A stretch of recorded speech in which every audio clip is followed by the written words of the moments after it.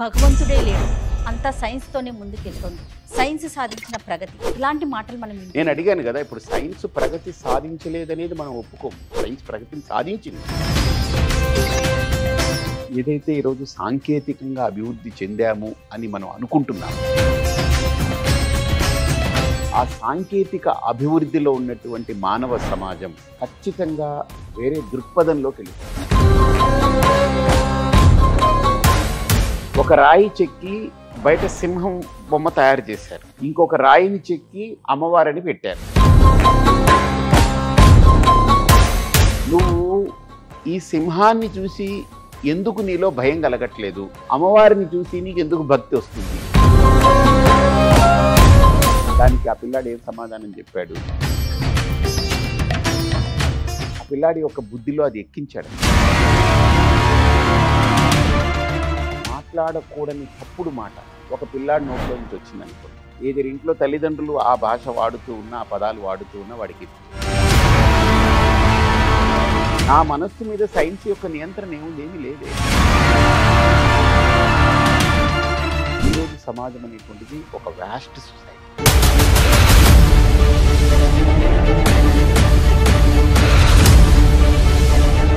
నమస్తే గురూజీ. నమస్తే అమ్మా. గురూజీ, ఇదివరకు రోజుల్లో భయం భక్తి అనే నానుడు ఉండేది. కొంచెం భయపడుతూ ఉండండి, భక్తి భావంతో ఉండండి. భక్తి ఉంది అంటే ఆటోమేటిక్గా ఏ పని చేస్తున్నా, ఏ విధానంలోకి వెళ్తున్నా కూడా ఒక భయం వేసేది. కానీ ఇప్పటి రోజుల్లో భయము కనిపించట్లేదు, భక్తి కనిపించట్లేదు. అసలు పిల్లల్లో చూసుకుంటే భక్తి అనే భావనే ఉండట్లేదు. దీన్ని ఎలా అలవరచాలి? సంస్కృతంలో ఒక వ్యాఖ్య ఉంది, ఆహార నిద్ర భయమైతునాని సమానమేత పశుభిర్నరాన. అంటే ఆహారము, నిద్ర, భయము ఇవన్నీ కూడా ఫండమెంటల్ బయలాజికల్ సైకలాజికల్ థింగ్స్ ఏవైతే ఉన్నాయో, భౌతికమైన మానసికమైన ఈ ప్రక్రియ పశువులకి ఉంది, మనిషికి ఉంది. భయం అనేది ప్రతి వ్యక్తిలో ఉంటుంది. సో భయము ఎన్ని రకాలుగా వస్తుంది మనిషి కంటే? ప్రాణము, మానము, విత్తము, ఈ మూడిటి మీద భయం ఉంటుంది మనిషి. కాకపోతే ఈరోజు సమాజంలో ఏంటనంటే, ఏదైతే ఈరోజు సాంకేతికంగా అభివృద్ధి చెందాము అని మనం అనుకుంటున్నాము, సాంకేతికత రోబోలకి బాగా పనిచేస్తుంది. ఆ సైన్స్కి ఒక ప్రశ్న వేయబడింది, ఏంటనంటే నువ్వు దేన్నైనా కొలుస్తున్నావు కదా, మనిషి యొక్క మానసిక స్థితిని కొలవగలవా? నెక్స్ట్ మినిట్ ఎలా ఉంటాడో నువ్వు చెప్పగలవా? ఇప్పుడు నీ సైన్స్ ఏమంటుంది, ఇలా ఉంటేనే, ఇలా అయితేనే, ఇలా కొలత కొలిస్తేనే, ఆ కొలత పరిధిలో ఉంటేనే అనేది సైన్స్. కానీ మనిషి యొక్క మానసిక స్థితి ఆ కొలతల పరిధిలో ఉండేది కాదు.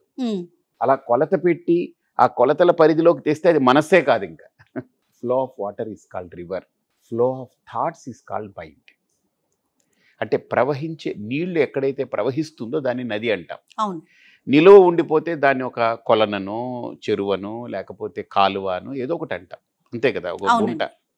సో అదే ప్రవహించే నీటిని నది అంటాం. అలాగే ప్రవహించే ఆలోచనల యొక్క ప్రవాహమే మనస్సు అనేది. ప్రవాహం అంటే ఏంటి? ఈ క్షణం ఇలా ఉంటుంది, నెక్స్ట్ క్షణం మారిపోతుంది, వేరేది వచ్చేస్తుంటుంది. కాబట్టి సాంకేతికంగా ఈరోజు సమాజం ఏదైతే అభివృద్ధి చెందుతూ ఉందో, ఆ సాంకేతిక అభివృద్ధిలో ఉన్నటువంటి మానవ సమాజం ఖచ్చితంగా వేరే కోణాన్ని ఆవిష్కరించుకుంటుంది, వేరే దృక్పథంలోకి వెళ్ళిపోతుంది.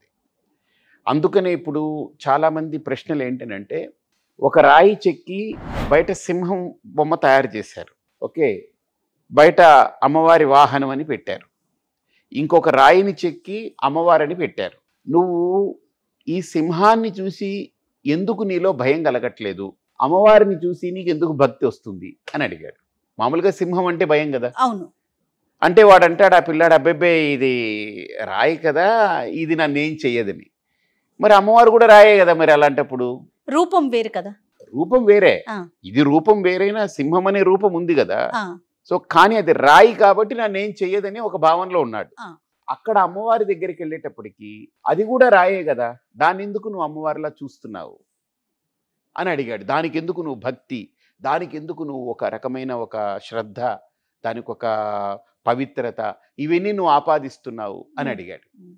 అంటే దానికి ఆ పిల్లాడు ఏం సమాధానం చెప్పాడు అంటే, రెండు రాయే కదా, ఇంకా అది అమ్మవారు కాదనమాట, అది ఒక బొమ్మే, ఇది బొమ్మే, అది బొమ్మే అని ఆ పిల్లాడి యొక్క బుద్ధిలో అది ఎక్కించాడు అనమాట. నా అభిప్రాయం ఏంటంటే నేను అలాంటి వాటికి సమాధానం చెప్పేటప్పుడు యద్భావం తద్భవతి అనేటువంటిది వస్తుంది. యద్భావం తద్భవతి అని నా భావన అక్కడ ఎలా రిఫ్లెక్ట్ అవుతుంది, that shows. So say your friend I can tell about you అని, అంటే నీ మిత్రుడు ఎవడో నాకు చెప్పు, నీ గురించి చెప్తానని. అంటే నీ మిత్రుడు ఎవరో నాకు తెలిస్తే నీ గురించి నేను చెప్తాను అని అంటే అది ఏ రకమైన సహవాసంతో నీ యొక్క ప్రవర్తన సాగుతూ ఉందో నీ ప్రవర్తనని కూడా నేను చెప్పగలనని. కాబట్టి మనం ఒక గుడికి వెళ్ళినప్పుడు ఒక దైవము అనేటువంటిది మనం అక్కడ దర్శిస్తున్నప్పుడు దైవాన్ని దర్శించే కోణంలో మనందరి మనస్సులో ఏంటనంటే ఒక కల్చర్ ఉంటుంది. మన బ్యాక్గ్రౌండ్, మన ఇంట్లో తల్లిదండ్రులు కానీ మన పూర్వీకులు కానీ మనమే వాళ్ళతో వెళ్ళినప్పుడు కానీ ఇది ఉంటుంది. మనం వెళ్ళగానే చెప్పులు బయట ఎక్కడో ఇప్పేస్తాం, కాళ్ళు కడుక్కుంటాం. ఇది మనకు నేర్పితే కాదు, మనం చూసి నేర్చుకున్నాం. అదే ఒక సౌత్ ఆఫ్రికా నుంచో ఎక్కడి నుంచో ఒక వ్యక్తి వచ్చాడనుకోండి, మంచి సూటు బూటు వేసుకొని మంచిగా బూట్లు వేసుకొని వచ్చాడనుకోండి, అక్కడ బూట్లు ఇప్పాలనేది అతనికి తెలియదు, కాళ్ళు కడుక్కోవాలనే తెలియదు. ఓకే, మనం వెళ్ళిన తర్వాత పూలు కొబ్బరికాయలో లేకపోతే పళ్ళో పట్టుకెళ్తాం, అది అతనికి తెలియదు ఏం చేయాలని. అంటే నేను అనేది ఏంటనంటే పిల్లల్లో ఆ రకమైన సంస్కారాన్ని నింపాల్సిన బాధ్యత పెద్దలది ఉంది. ఒక మాట్లాడకూడని తప్పుడు మాట ఒక పిల్లాడి నోట్లో నుంచి వచ్చిందనుకోండి, ఏది ఇంట్లో తల్లిదండ్రులు ఆ భాష వాడుతూ ఉన్నా, ఆ పదాలు వాడుతూ ఉన్నా వాడికి ఎక్కుతుంది. లేదా స్కూల్లో టీచర్లు ఎవరైనా మాట్లాడితే పట్టుకుంటారు, లేదా వాళ్ళ ఫ్రెండ్స్ మధ్యలో మాట్లాడితే పట్టుకుంటారు. ఇదే కదా వాళ్ళకి, వాళ్ళ ప్రపంచం ఈ మూడే కదా. సో కాబట్టి పిల్లలు ఎక్కడ మసులుతున్నారు, ఎలా వెళ్తున్నారు, ఎవరితో కలుస్తున్నారు, ఈ అబ్జర్వేషన్ ఉండాలి. వాళ్ళ ఆ సంస్కారాన్ని నింపే బాధ్యత తల్లిదండ్రులదే అవుతుంది. అంటే చిన్నప్పటి నుంచే భక్తి భావం వైపు వాళ్ళు వెళ్ళేలాంటి ప్రయత్నాలు చేయాలంటారు. ఖచ్చితంగా ఇంట్లో ఆ వాతావరణం రావాలమ్మా. ఇంట్లో ఆ వాతావరణం లేనిదే మనం మొక్కై వంగనిదే మానుగా వంగలేదు. అయితే ఖచ్చితంగా అది రావాలి. కొన్ని రకాల మనుషులు కావచ్చు, భగవంతుడే లేడు, అంతా సైన్స్తోనే ముందుకెళ్తోంది, సైన్స్ సాధించిన ప్రగతి, ఇలాంటి మాటలు మనం నేను అడిగాను కదా, ఇప్పుడు సైన్స్ ప్రగతి సాధించలేదనేది మనం ఒప్పుకోము. సైన్స్ ప్రగతిని సాధించింది పక్కా, కానీ ప్రగతి అనేది ఒకటి, మనోగతి అనేది ఇంకొకటి. నా మనస్సు మీద సైన్స్ యొక్క నియంత్రణ ఏముంది? ఏమీ లేదే. సైన్స్ మీద నా మనస్సు యొక్క నియంత్రణ ఉంటుంది.